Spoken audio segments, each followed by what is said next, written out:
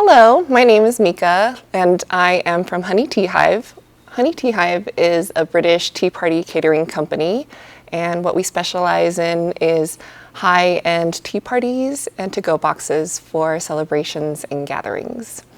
I'm here with the Salt Lake County Library for Welcoming Week, and I would like to welcome you all to come to my home together with tea.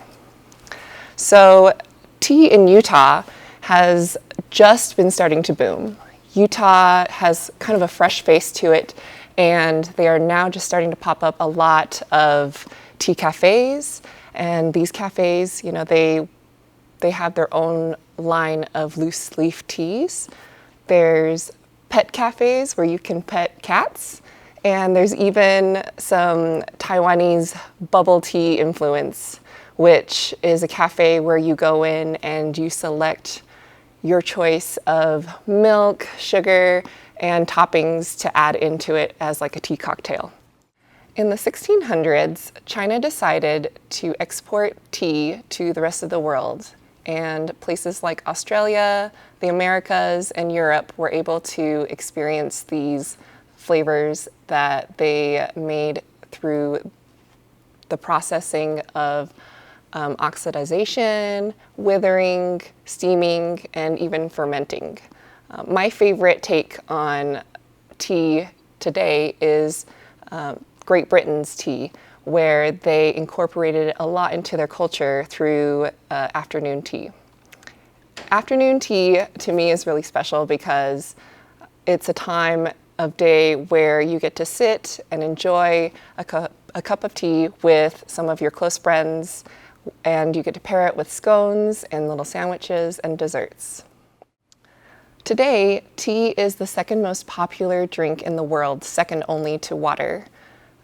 A lot of the teas that are made that are really popular that you know of are black teas, green teas, pu'er teas, and oolong teas. And all these teas, they come from the same plant, the Camellia sinensis plant. These teas are mostly caffeinated. They all have very similar properties, but they taste completely different just depending on how you process them. There's a difference between something called tisanes and teas. Tisanes are otherwise known as herbal teas or water infusions. These are pretty much anything that you steep in water that isn't the Camellia sinensis plant. So these can be anything upwards of fruit or spices, herbs, even flowers. Tisanes have a lot of naturopathic properties, and that is a reason why a lot of people really like to drink them. They can help with things like headaches, digestion, or even insomnia. So my family, we prefer to drink tea at home the Taiwanese way, and I grew up with tea with my parents having friends over or going to friends' homes and brewing pots and pots of tea, just talking all night.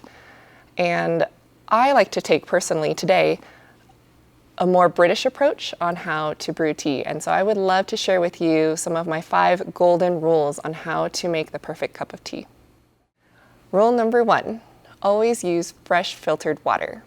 They say water is the mother of tea. And because you use so few ingredients in tea, using high quality water is extremely important to creating a really delicious beverage. Rule number 2, always make sure the temperature of the water is correct. Black leaves and tisanes require a lot hotter water, typically between 200 degrees to boiling. Green tea and white tea leaves are a little bit more delicate and require 160 degrees to 190 degrees. It is possible to burn tea leaves, so be careful about the type of tea leaves and the temperature that you're using. Rule 3, always use good quality tea leaves.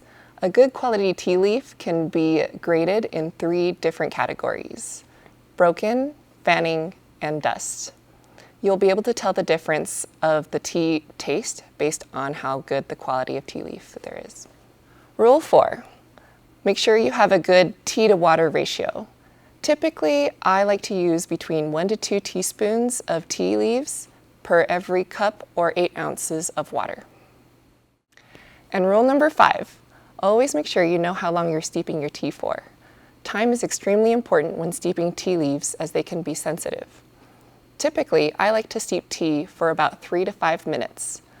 Oversteeping tea will cause bitterness and tannic flavors. As owner and founder of Honey Teahive, I have a few tidbit recommendations for you to brew the perfect tea at home. First is to warm up your teapot. If you warm up your teapot, then you'll be able to have hot tea for a longer period of time. Second, if you're going to make iced tea, instead of using sugar, use a simple syrup, as granulated sugar doesn't melt in cold water very easily. And third, if possible, try to pair your tea with some scones, cream, and jam. If you like your tea sweetened, you can use sugar, or we have these sugar crystals that you can use as stir sticks to melt into your tea. A lot of people also really enjoy milk in their teas, and both are very popular. Typically in American and European culture, we use a larger glass that is at least 8 ounces. But in a lot of Asian cultures, it is really popular to use a smaller glass.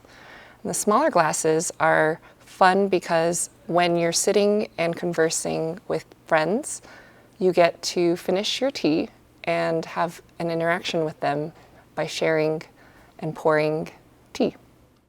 Thank you so much for joining me in talking about tea and how tea was a tradition in my home.